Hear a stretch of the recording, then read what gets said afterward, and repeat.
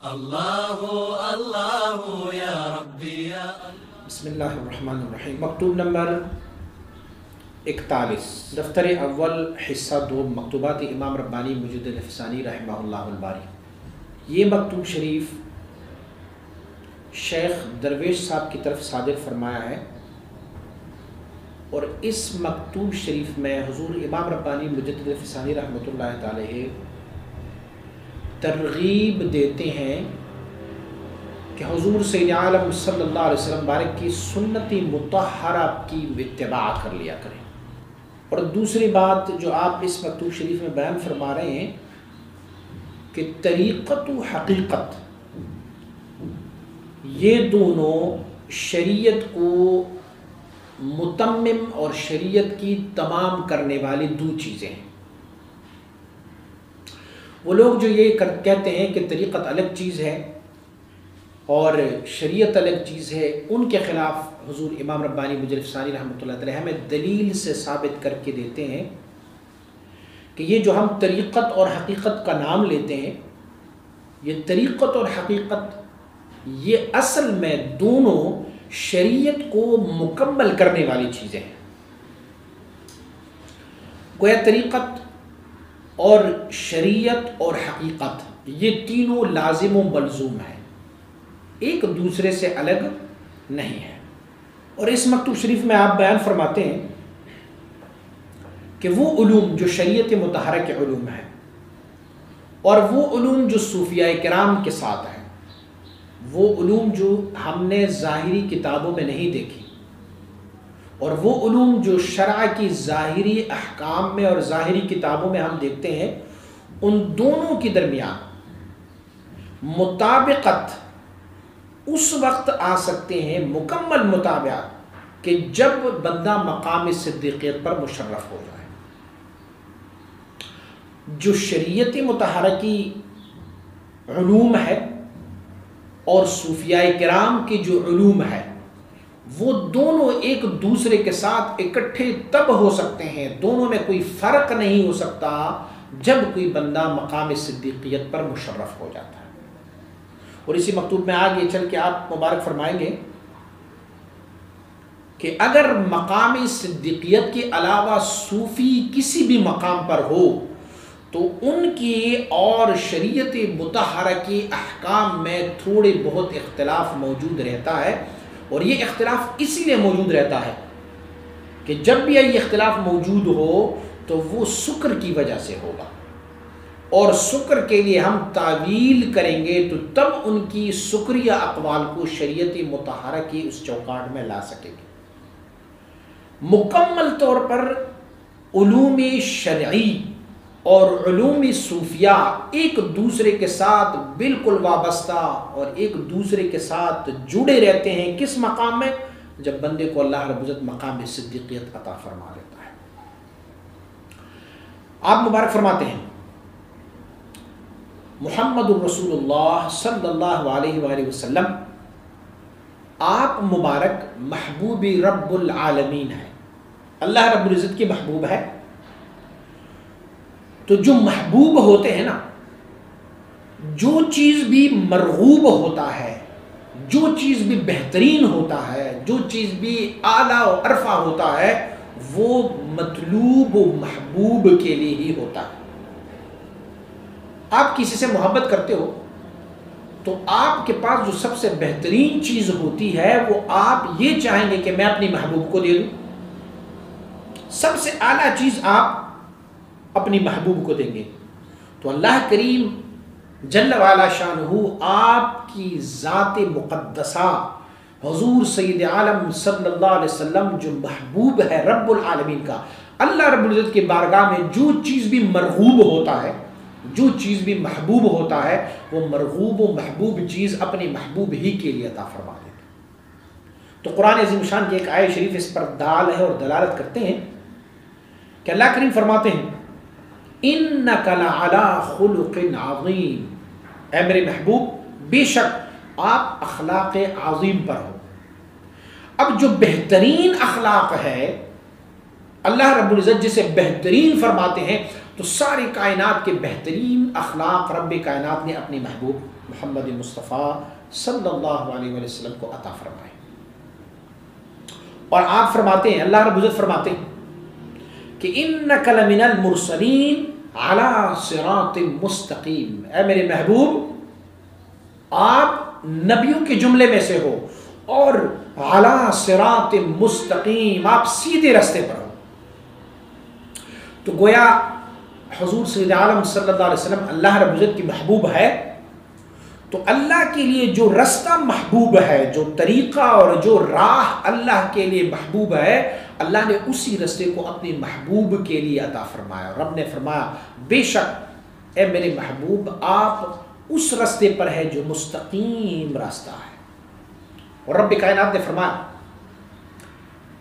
کہ ان ھذا صراطی مستقیما فاتبعوہ ولا تتبعوا السبل. اللہ رب العزت فرماتے میرے محبوب آپ یہ فرما دیجئے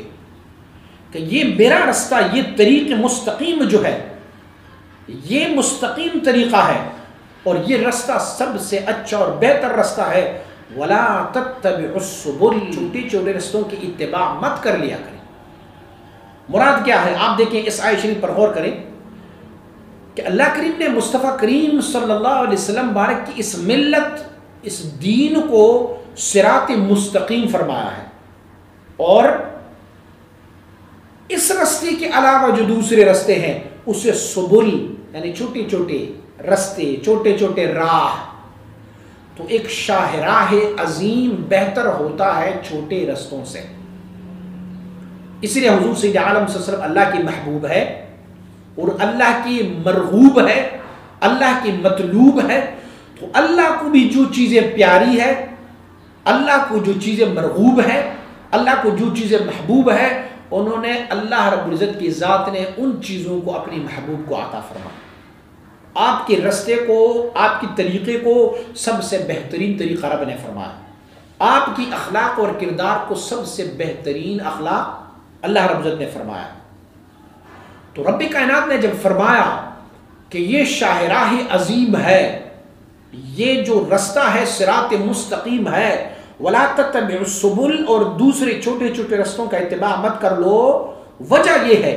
کہ یہ صراط مستقیم رب کو محبوب ہے، تو رب نے اپنی محبوب کو اپنی محبوب چیز عطا فرمائی. اور حضور سید عالم صلی اللہ علیہ وسلم فرماتے ہیں، آپ فرماتے ہیں کہ میرا یہ رستہ خیر الہدی ہدی محمد صلی اللہ علیہ وسلم. حضور فرماتے ہیں بہترین ہدایت والا رستہ، بہترین ہدایت کا طریقہ وہ کون سا ہدایت والا طریقہ ہے؟ وہ محمد مصطفیٰ کا بہترین ہدایت والا رستہ یہ ہے طریقہ. گویا رب کو جو طریقہ اور جو ہدایت پسند تھا، وہی طریقہ اور وہی ہدایت اللہ رب العزت نے اپنی محبوب کو عطا فرمایا ہے. اب حضور فرماتے ہیں، حدیث میں ہے حضور سید عالم صلی اللہ علیہ وسلم فرماتے ہیں ادبنی ربی فاحسن تأدیبی. رب کائنات نے مجھے ادب سکھایا ہے، اور ایسے ادب کہ رب کائنات نے مجھے بہترین اور سب سے احسن ادب اللہ رب العزت نے سکھایا. سبحان اللہ. سکھانے والا ہو پروردگار عالم اور سیکھنے والا ہو محمد مصطفیٰ رحمت للعالمین. سکھانے والا ہو رب العالمین اور سیکھنے والا ہو رحمت للعالمین، تو پھر وہ ادب ہی کیا ادب ہوگا. سبحان اللہ. تو معلوم یہ ہوا کہ اگر ہم نے شریعت و طریقت و حقیقت اور جو کچھ بھی پانا ہے تو ان کے لیے ایک ہی طریقہ ہے. وہ کیا ہے؟ میرے اور آپ کے حبیب صلی اللہ علیہ وسلم بارک کی اتباع. کیونکہ میرے طریقت اور میری شریعت اور میری حقیقت کی ویلیو تب بنے گی جب وہ میرے مصطفیٰ کریم کی اس ترازو پر پورا اتریں. آپ کے لائے ہوئے دین، آپ کی صراط مستقیم، آپ کی ہدی مبارکہ، آپ کی ادب کی موافق میرا شریعت ہو، میرے پاس جو طریقت ہے وہ ہو، میرے پاس جو حقیقت ہے وہ اگر مصطفیٰ کریم صلی اللہ علیہ وسلم کی اتباع مطہرہ میں ہو، تو تب میرا یہ رستہ رب کو بھی مرغوب ہوگا، رب کو بھی محبوب ہوگا، رب کو بھی یہ مطلوب ہوگا. اور اگر ایک بال برابر بھی شریعت مصطفیٰ سے ادھر ادھر ہو، تو چونکہ جس دین کو رب نے منتخب فرمایا ہے، حضور کی اتباع کو رب نے منتخب فرمایا ہوا ہے، تو اگر ایک بال برابر بھی شریعت مطہرہ اور حضور کی اتباع سے ادھر ادھر ہو تو اس رستے کو کبھی ہم اللہ کی محبوب رستہ نہیں کہہ سکتے۔ ہاں کچھ لوگ ایسے ہوں گے کہ جن کی کلام میں ہمیں کچھ ایسے آثار دکھائیں دیں گے کہ جو بظاہر شریعت غراء محمدی کے ساتھ متصادم ہوں گے، ہم کیا کریں گے؟ ان کو تعویل کر کے، کیونکہ مومن کے کلام میں تعویل ہوتا ہے، تو ہم ان کی تعویل کر کے اسے شریعت مطہرہ کے احکام کے مطابق لائیں گے۔ مثلا کوئی حالت سکر میں، حالت غلبہ سکر میں ایک بندہ کچھ ایسے الفاظ کہتے ہیں کہ وہ بظاہر شریعت مطہرہ سے متصادم ہو، ہم ان کی قول کو تعویل بنا کے اسے شریعت غراء محمدی صلی اللہ علیہ وسلم کی چوکاٹ کے اندر لانے کی کوشش کریں گے، اور ان کو ہم معذور سمجھ لیں گے کہ یہ معذور ہے بوجہ غلبہ سکر، بوجہ غلبہ محبت، ان کی زبان سے کچھ الفاظ ایسے نکلے ہیں کہ وہ بظاہر شریعت سے متصادم ہیں، جیسے کہ منصور حلاج نے کہا تھا انا الحق، اور جیسے کہ بایزید بستامی نے یہ کہا تھا کہ لوائی فوق لواء محمد صلی اللہ علیہ وسلم، یا کچھ مشائخ نے یہ الفاظ، یا حضرت ابن عربی رحمۃ اللہ تعالی کے جو اقوال ہیں ان کو ہم کوشش کریں گے کہ اسے شریعت مطہرہ کی چوکاٹ کے اندر کوئی بھی ان کے لیے حیلہ اور بہانہ بنا کے اسے شریعت مطہرہ کی چوکاٹ کے اندر لائیں گے تو تب جا کے وہ ہمارے لیے مقبول ہے۔ حضرت ابن عربی رحمۃ اللہ تعالی، اب چونکہ آپ کی سکریہ اقوال زیادہ ہے تو آپ کے بارے میں حضرت امام ربانی مجدد الفسانی رحمۃ اللہ تعالی فرماتے ہیں ان کو شیخ اکبر کے نام سے پہچانا جاتا ہے، تو آپ فرماتے ہیں کہ شیخ اکبر خود مقبول ہے لیکن آپ کے اقوال مردود ہے۔ کوئی یہ کہہ سکتا ہے کہ ایک بندہ خود مقبول ہو تو ان کے اقوال مردود کیسے ہو سکتے ہیں؟ ان کی مثال ہم عذر اور معذوری کی وجہ سے کہیں گے۔ مثلا ایک بندہ ہے کہ جن کو بیماری ہے، مسئلہ ہوا ہے ان کو انفلات الریح کا، ہوا نکلتا جا رہا ہے ان کا، تو ہم نے ان کے لیے مسئلہ یہ دریافت کیا ہے فقہ کے اصول کے مطابق کہ وہ ہر نماز کے لیے وضو کرتے جائیں گے، اسی وضو پر جب تک کہ وہ وقت رہتا ہے وہ نماز پڑھتے جائیں گے، چاہے ان کا ہوا بعد نکلتا ہی رہے لیکن ان کا نماز صحیح ہوگا۔ ہم نے اس بندے کو جن کو سلسل بول کا نام بیماری ہو، سلسل بول جن کے پیشاب کے قطرے نکلتے جاتے ہیں، ہم نے ان کو کہا ہوا ہے کہ یہ بذات خود ان کے لیے ایک عذر ہے، معذوری ہے، وہ ہر نماز کے لیے وضو کرتے جائیں گے، اسی پر نماز پڑھتے جائیں گے، جب تک کہ وقت موجود ہے ان کا وضو ہوتا رہے گا، اور جب وقت نکل گیا تو ان کا وضو بھی فاسد ہو گیا۔ ایسے ہی ہم حضرت ابن عربی رحمۃ اللہ تعالی اور یا وہ لوگ جنہوں نے سکریہ اقوال کیے اور وہ ظاہری شریعت مطہرہ سے متصادم ہے، ان کے لیے ہم انہیں معذور سمجھ لیتے ہیں کہ وہ معذور ہے۔ راشے کی بیماری ہو کسی کو تو راشے کی بیماری میں یہ ہوتا ہے کہ ان کا جسم جو ہے وہ کانپتا رہتا ہے، اور کسی کو اگر لقوے کی بیماری ہو تو ان کا ایک گردن جو ہے وہ ٹیڑھا رہتا ہے، یا سینے پر لقوہ ہو یا ہاتھوں میں لقوہ ہو تو ایک جسم ان کا ایک عضو معطل رہتا ہے۔ اب ظاہری شریعت کا حکم یہ ہے کہ جب نماز پڑھیں گے تو آپ کا سینہ رخ بقبلہ ہونا چاہیے، لیکن راشے کے بیمار جو ہے وہ آہستہ آہستہ ہلتا ہلتا ان کا شکل اور صورت اور ان کا سینہ قبلہ رخ سے ہٹ جاتا ہے، لیکن ہم پھر بھی کہتے ہیں ان کا نماز صحیح ہے کیونکہ ان کے لیے عذر موجود ہے، یہ معذور ہے۔ اچھا یہ بتائیں کہ حالت سکر والوں کے لیے کیا عذر ہے؟ حالت سکر والوں کے لیے عذر یہ ہے کہ ان پر محبت ذاتی کا اتنا غلبہ ہوا ہے کہ ما سوی اللہ سب کچھ ان کی نظر سے اوجھل ہے، کسی ما سوی اللہ کو وہ دیکھ نہیں پا رہا، اسی لیے وہ اس صورتحال میں معذور ہے۔ میں پہلے اس بارے میں ایک مکتوب شریف بیان کر چکا ہوں کہ سکر کی حالت کیسی آتی ہے بندے پر اور کیوں کراتی ہے اور اسے ہم کیوں معذور سمجھتے ہیں۔ تو اس کے علاوہ اگر کوئی بھی ہماری تصوف،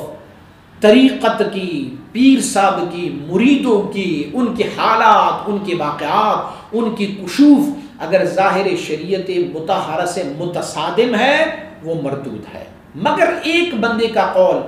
کہ جن کو حالت سکر ہو تو حالت سکر میں ان کا قول بظاہر اگرچہ شریعت مطہرہ سے متصادم ہو لیکن اس کے باوجود بھی ہم اسے معذور سمجھ لیتے ہیں.